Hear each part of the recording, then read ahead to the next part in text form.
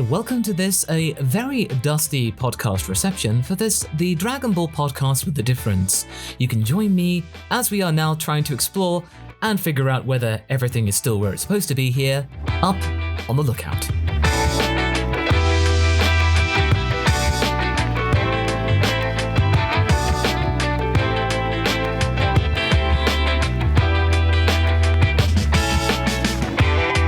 For those of you who don't know, Up on the Lookout is a Dragon Ball podcast where myself and my guests, as well as our co-hosts, are able to just relax. We are not here for some hard-hitting evidence or discussions, we're just here to talk about Dragon Ball at our own pace. And like I said, I am joined by my regular co-host Haverock. Hello, I'm Haverock and I know what you did last summer. Anyway, I'm Masako X, and together we are going to not beat about the bush and be honest. It's been a couple of months since we last were here Up on the Lookout, but there has been a lot of stuff with Team 4-Star working on with Final Fantasy VII Xenoverse, but that is all done and dusted, so you can expect a more regular contribution to the Lookout podcast evidence because we managed to get a huge swathe of content ready for your eyes for this month and pretty much next month. We're all done up until the beginning of March.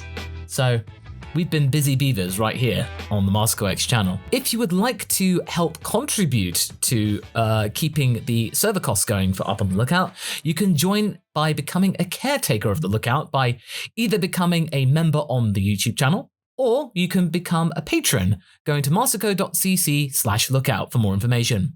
Now, we haven't been talking about the manga because we missed out on chapter 67 last month, and now chapter 68 has come out. So it actually works out because in a way I thought that, oh no, we're going to be missing something out. But then I was thinking, well, wait a minute, this is actually really good because we have the first two chapters, or technically chapter and a half, of this new arc of Dragon Ball Super. So we not only have the beginnings to talk about, our first impressions, but we also have a little bit more meat to talk about with chapter 68. If people watching our videos on YouTube haven't realized, I think we both really liked both of those chapters. Again, there are still some things that could be a little bit more consequential in chapter 67, but as far as Dragon Ball go, hey, at least we have Mirus becoming immortal and losing his angelic powers. That's something. At least we learned something about, how the laws of the universe work. The ending photo is pretty sweet, everyone getting a medal. I must say, I'm really, really excited for Granolah as a character and what he can bring to the table. People say that this arc is going to be, super predictable, but I'm like, do we really come to Dragon Ball for super unpredictable stories? Yeah, I mean, we all thought that maybe Zamasu's arc, the Goku Blank arc, would probably be the most cerebral that a Dragon Ball arc ever gets because it asks, what is the value and meaning of justice? And you think, well, yeah, that's all very well and good, but you really need like a very, very hard-hitting manga or an anime series to do that. You need something that Studio Mappa would do. This is not Studio Mappa or Production IG. This is Toei, and they are doing Dragon Ball. So Zamasu's character is probably the most complex you're going to get, and that wasn't done the best, but hey, I think this is not going to be predictable at all because the key difference here is that what we see in these two chapters is that this character in Granolah is a blank canvas, as in, his basic, origins, that he is a Cerulean, and I do like that whole idea, and it does make me think of Cerulean City. You start off with this bounty hunter. He's doing his stuff. He's pretty generic. He's thinking, well, hey, these two things I wanted to get revenge on, they're no longer there. Let's try and make a living. Now, one of those opportunities has come back in, so he can actually get his revenge and kill Frieza. But obviously, we think, well, how's he going to do that? And now he's thinking, well, how am I going to do that? And there's so many questions that you have right now from 68, and they're not bad questions at all, because we're seeing him at the beginning of his journey. And a lot of the times with Dragon Ball villains, quote unquote villains, because We don't know what Granola's going to be yet, but we don't know whether his intentions are going to be good or bad, or whether he's going to help the Dragon team or be getting in their way or something like that. We don't know.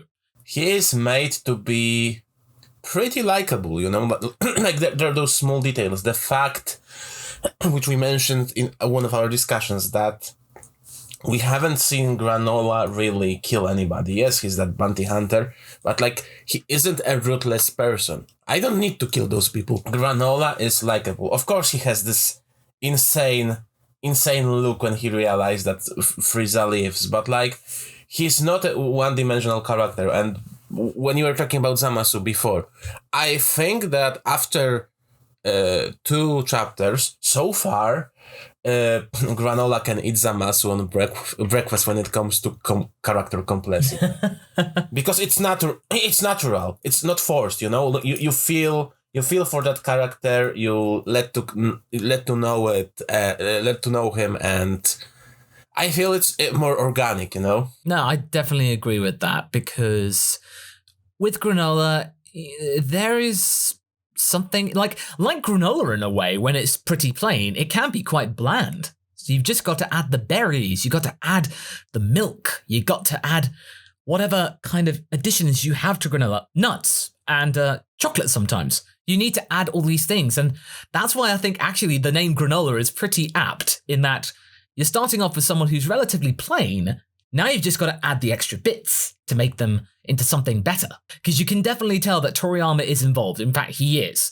He's actually providing more than just bullet points for this this arc.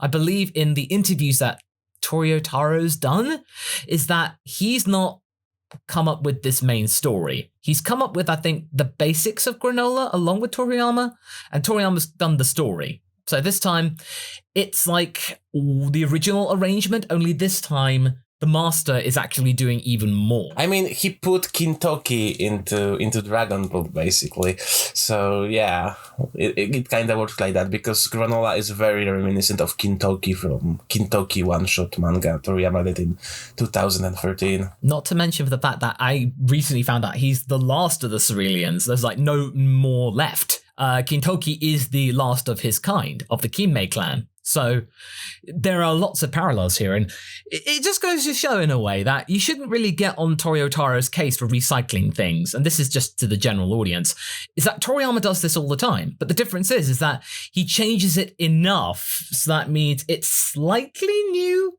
It's like he takes 60% of the original content and then just goes, okay, I'll modify this a bit and then see how we go. Like Dragon Ball Online, that all of that lore that he came up for that's tons of it. He can just go back to that for the rest of his life and come up with some good stuff. I think that, yeah, they've already done that with the Yardratians. You know, the Yardratians come straight from Dragon Ball Online, those designs. Oh, I know what, I remember what a topic for today. So, because we know that one of the reasons that they haven't animated Moro Saga apparently was the fact that Toriyama wasn't involved, but now Toriyama is so heavily involved in Granolah arc. Do you think that the fact that Granolah arc picks up immediately from Moro arc and is, you know, and it has some storyline ties to it, was the way of Toriyama telling, just animate the previous arc as well, because it will have no sense. Just give my student a chance. Because that would be a Toriyama-like troll, in my opinion. Oh yeah, you have my arc. Yeah, sure, but it's a sequel to it's a sequel to Toyotaro's one, so you need to animate that one first. Oh, okay. A lot of Dragon Ball YouTubers online have expressed the fact that until you can get Toriyama really involved and invested, the chances of an anime happening are very, very slim. Like, the bods over at Toei need to have the assurances that Toriyama is A-okay with this. And I think you're right, is that Toriyama is sort of saying, yeah, I'm starting to get pumped for this, and if you want this arc to do well, then you're going to have to do Toyotaro's as well, because it makes sense. Because, yeah, he's drawn Toei into a corner. the Moro arc has to be put in, because where would 7-3 suddenly come from? And the audience would be going like, what happened with 7-3? What happened with Moro? I mean, it just come up in my mind in that in chapter 67, you see Granolah taking pot shots at those OG soldiers, right? You know, when he's the clones of 7-3. He can take them out in like 2 hits and stuff like that. But then when he's fighting Gas, the gas heater, he gets beaten down instantly. So it makes you wonder, those OG soldiers are not that strong in comparison to 7-3. So what makes 7-3 special?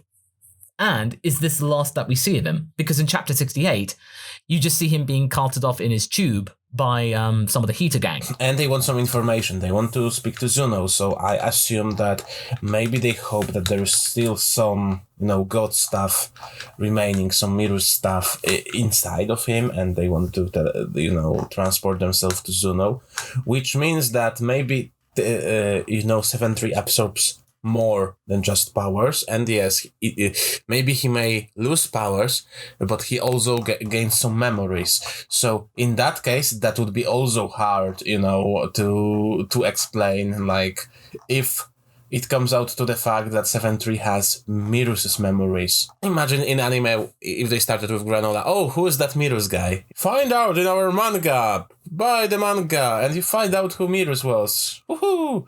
If I was more cynical, I would actually say, you know what, that is kind of true. They'll just say, oh, if you want to find out, read the manga. And I really hope they don't do that, because that would be really, really crass. If it hadn't been for the pandemic, that we probably might have seen Super start last year. At the, sometime in October of last year, maybe. Because, I don't know, something tells me that we are going to see it this year. I feel like the time is right, and I don't think it's going to be summer either.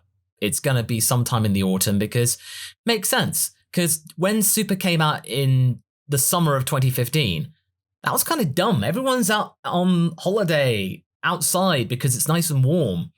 Why would you do that? You need it, so that means it's really chilly or not exactly nice to be outside all the time, so you can be around the TV. But either way, that's all speculation and nothing to do with the main chapter. But the main point is that this arc already seems to be something which is really getting people excited, because this is somebody who we are seeing for the first time. He's got some really cool powers. He's a marksman and has a really cool technique. He does have a moral compass. And like we said in our videos, this, I think, should bring us back to that one singular panel that got everybody excited. And that was Bardock. And a lot of people, when we did our discussion video on this, did not believe that it was Bardock, because they were going, oh, but Masako, how do you know it's Bardock? And I just went, look at the scar. And everyone like, oh, it's Bardock. This does provide a lot of more understanding of Bardock's super character, as in like the iteration you find in Minus and in Broly. This still proves that Bardock isn't, a good guy. Like, it's like he's not forced to invade. He likes battling. He likes destroying in a way. Of course, he might gotten fed up with that around the time Kakarot was born, and as he said, he wanted to do one good thing. But like, if Frieza wasn't controlling the Saiyans, he would still, do those things. Although I think that if, as we imagine, Granolah is a kid there, I don't think that Bardock would just, obliterate an unarmed kid. He was like, okay, this kid poses no threat. I'm just going to let him live in that temple, church thingy. Yeah, no, agreed. It just shows that, he can at least have some sort of control, because we do know that those Uzaru are very skilled in controlling their giant monkey form. So Bardock is knowing what he is doing. And the fact that a monkey saw this being hiding inside the church and didn't kill them shows that at least Bardock has some degree of mercy. And that seems to have actually rubbed off on Granolah without him even knowing it. Because the one thing you have to consider is that Granolah is at least maybe in his late 40s, early 50s, around about the same age as Vegeta. So he's not this young go-getter upstart who's just going to cause trouble by being extra naive and just full of spark. No, he's been around the block. He's quite jaded. He's been doing bounty hunter jobs for money. And only now has the fire of, his old life been rekindled. And you want to find out, well, what's going to happen? And we now found out. And the one mystery that we do have is that who is Oatmeal?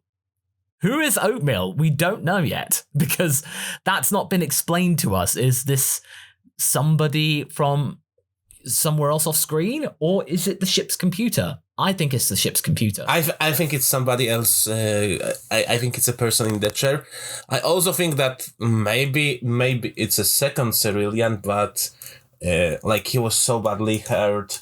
He or she was so badly hurt that they cannot move. Like they are, in a wheelchair or something. Another twist could be is that Oatmeal might be in the goggles. It sort of alluded to what you say, that maybe their memories and like their personality has been downloaded into the goggles. The two things that we found out is that Granola's like, I hate Frieza, I hate Saiyans, and I don't think their initial meeting's gonna be good, because it's Goku a Saiyan, and he had something to do with Frieza being alive again. So I think Granola's going to be really ambivalent about this. Like, sure, it's a very dumb move and very shocking that this Saiyan would let Frieza become alive again, but at the same time, he should be thankful towards Goku for giving him the opportunity to kill Frieza again. So he'd probably be very conflicted about what to think of Goku. Yeah, at the same time, the whole Gogeta letting Frieza go, that's probably also may come into place, Do you want to tell me that you let him live twice? Well, three times actually. There was that time on Namek when I wanted to give him some energy, and who are you? Oh, or he could be just as I thought. You Saiyans always sucking up the Lord Frieza. In terms of Frieza, I want to bring this back to the Hita gang. And this is a really interesting group. At first, I thought they were herons, but I don't think they are now. But they are space pirates. And their motivation is quite reminiscent of The Mandalorian. And given how Toriyama is a Star Wars fan, I'm pretty sure he's seen The Mandalorian. I'm pretty sure. And I get the vibe, because it's like, this gang, you think, they just want to get all the power and become the powerful gang of the universe and take everything over. It's like, no, we just want to make money with knowing stuff. Yeah, that gets you somewhere in this galaxy.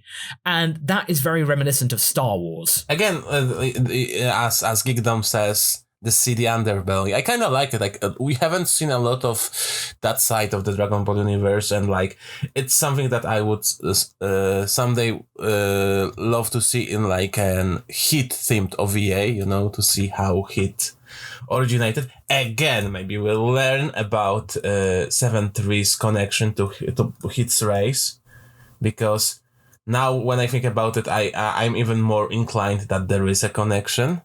But yeah, I like how hitters are power is not everything these days. Now it's information. I wonder what they need Zuno for. And speaking of that, Heron's reminiscence, I'm pretty sure their designs give tribute to Bojack and his gang.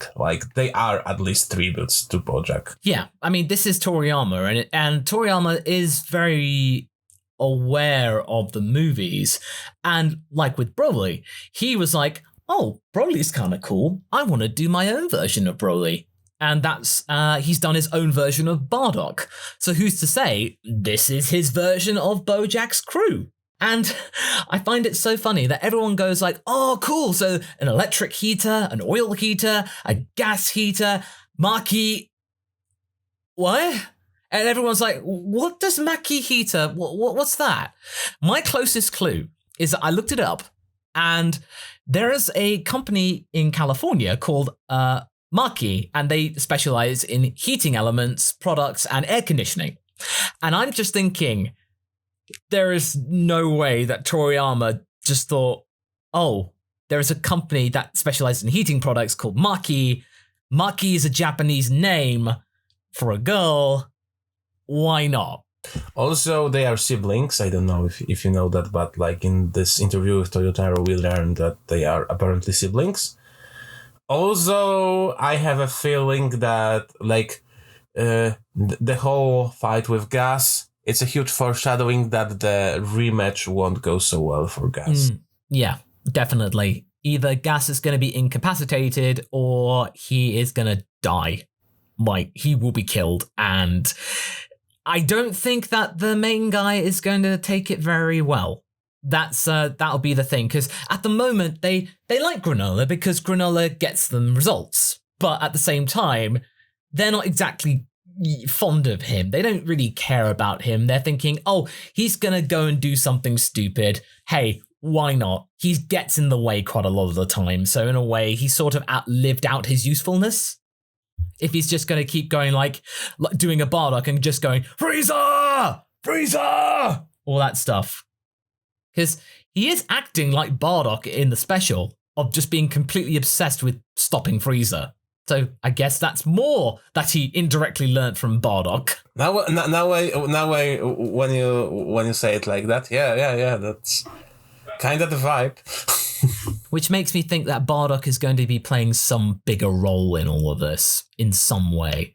Like, I don't know how, because I don't think Granolah ever saw Bardock in his regular Saiyan form, just his giant monkey form. But the fact that Bardock was there, yeah, you could say it's a cameo, and at the moment it is only a cameo because it was just one panel. But with Toriyama liking Bardock a lot, I really feel like that's not the last time we're going to see him. There will be flashbacks, I think. In that interview that was published recently, it is hinted that there is like some mysterious connection to one of the new characters to a character we already know, and a lot of people think that it's Bardock, but like, you know, Bardock is really predictable, and of course it's Dragon Ball. It can always be Bardock. Yeah, and from that interview, you can definitely tell that Toyotaro is excited. Oh, wait until you hear this. This is going to be so cool. And usually that's a good thing when the creators are excited to show you stuff. Like, they're not doing it like we got to do this to meet a deadline or something like that. They are genuinely happy. You wouldn't tell that in interview. Oh, you know, we are just doing this to meet the deadline. Like he kind of has to. Oh, no. But the way that mangakas work, you know that they have to meet deadlines. And Toriyama is famously known for doing everything within the last 2 days of a week's deadline. So he doesn't like pace it out. He does it in like maybe 48 hours at most. So, I mean, you feel like Toyotaro does a lot more planning and preparation, but yeah, I suppose it makes you just think, well, what would we all rather have? Would we rather have weekly 10-page chapters or keep what we've got having 40-page big chapters? Totally Not Mark actually did a video of his Moro arc review, so you should check it out, by the way. It's that he was talking about the whole, sometimes if a chapter ends pretty badly on like a bum note, you tend to forget the manga is even a thing, and then suddenly it just comes like, oh, I almost forgot about this thing. I mean, it'd be nice if there were like weekly chapters, but, you know, I understand that, you know, you still get the same amount of content as a regular manga, it's just you have to wait a month for it. And as long as they don't have anime, like, this is the closest that they can get to something, you know, that will keep people for a moment.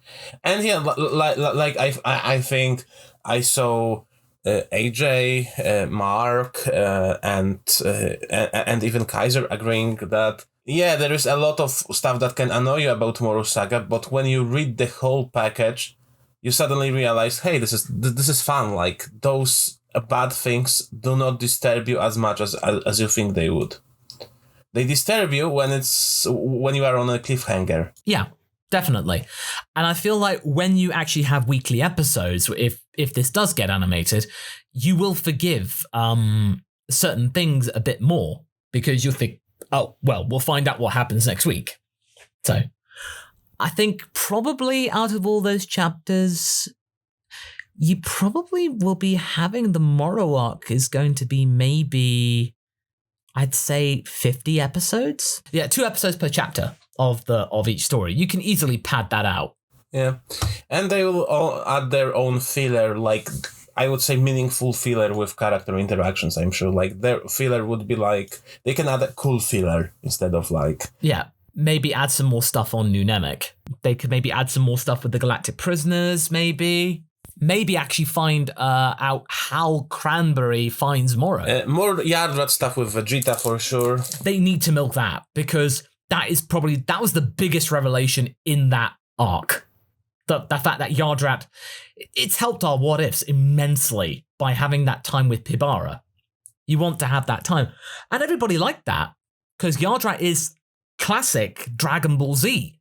And nods to Dragon Ball Z are always welcome. Like, bizarrely, that amount of fascination with the Zoonians. You know, Pui Pui's race is like, oh, cool, we're seeing more of Pui Pui's people. Zarbon's race, and you think, oh, okay, that's neat. And Toyotaro is very good at that, in that he is vertical lore building, as in like not making just random new races and civilizations, but expanding on what we already know. So that's just more satisfying. And yeah, I feel like in a way, I mean, granted, the Ceruleans are a brand new people, but there's only one left. So you feel like, oh, okay, it's just these bunch of people. And you don't really see them as like civilizations. You just see them as people just doing their job in space. Also, like it's obvious that Frieza has destroyed a lot of races and civilizations. We knew that. So it makes sense that he destroyed something. And it is good that we got something in main canon that's, you know, that like we've seen another example. And we've seen a proper non-filler example of Saiyans, you know, being pretty nasty and savage. Yeah, no, I definitely agree with that. It's something, it is something just, you know, intriguing. The fact that chapter 68 and 67 to some degree has gotten people talking and actually really curious to see what happens. And especially with that last panel with the Oracle Fish. Everyone seems to think, oh, it's going to be Granolah becoming the strongest fighter in Universe 7. But I'm interested in the balance shifting thing. And I feel that might have something to do with the heaters. As in, the balance of power and knowledge is power. So, the heaters are going to find something out about Universe 7. Like, maybe something about Frieza. Or the key to something. Because Zuno grants one person a question. So, there's a gang of 5, they can get 5 questions. So they will choose their questions carefully. I think one will be silly just, you know, because Toriyama. Oh yeah, of course. One of them will be silly, and probably it's going to be the big, dumb, stupid one. The oil, yeah. Oil. So Oil's going to like, oh, hey, how about this kind of question? So, and then the boss is going to go, Oil, you stop doing something like, sorry, boss. Sorry, big brother. Yeah. These 2 chapters, I feel like, probably the strongest opening act of a Dragon Ball Super Saga yet. And the fact that we can say that with each arc that happens, minus the Tournament of Power arc, because you can clearly tell that Toyotaro didn't want to do it, Super does improve. It is improving very, very slowly, but very surely. Like, we're not going, oh, we want Super to end now. We just want it to do better. And I feel like Toriyama is learning that, hey, the audience likes this. Let's do more of that. So Toriyama's doing less of what he used to do and screwing around with the audience. He's now actually wanting to, appease the audience. And I feel like Toyotaro is kind of helping him keep in touch with how modern audiences work. In space. More space stuff. Actually fill out the galaxy. So it's not just, oh, They go out to a planet and it's Frieza there. So now we actually see more people. And again, I really want to see what the interaction between Goku and Granolah will be. I want to see what happens. You know what might happen, and I think that's a possibility that, you know, Granolah would somehow go for Goku or Frieza straight away. They, like, won't take him seriously and they beat him really badly and say, oh, yeah, you know, move along, you know, like somebody is going to embarrass Granolah now, which will make him even more, you know, focused on his revenge. Yeah. If it goes in one way that I think it would, is that Granolah slowly becomes the bad guy. Like, he becomes the villain. He gets mad with power. And in a way, this will make you feel really sorry for him, because you feel like, oh my God, we've seen this main villain go mad. He's just descended into this manic mania in stopping Frieza and Saiyans. You would go like, wow, that's actually kind of sad. What a waste. What a sad way to go. You feel bad for him. It sort of compounds what you get in Broly, because you don't want Broly to lose. You think, no, Broly, don't die. Thankfully, he doesn't die, but you start to actually root for Broly. So in a way, I can imagine some sort of similar thing with, we want Granolah to have a good life. I definitely think there's more to this. So yeah, all we need to do is look forward to chapter 69 coming out next month. So in February the 19th. So with that, I think it's a good time to wrap up today's episode. Thank you so much, Hab, for joining us. And thank you all out there for listening. And if you want to help contribute towards the development of Up on the Lookout, you can go to marsico.cc/lookout or become a member on the YouTube page. But all that remains to be said is we hope to see you around sometime soon, hopefully a little sooner than has been of late, and just to take care out there and stay safe.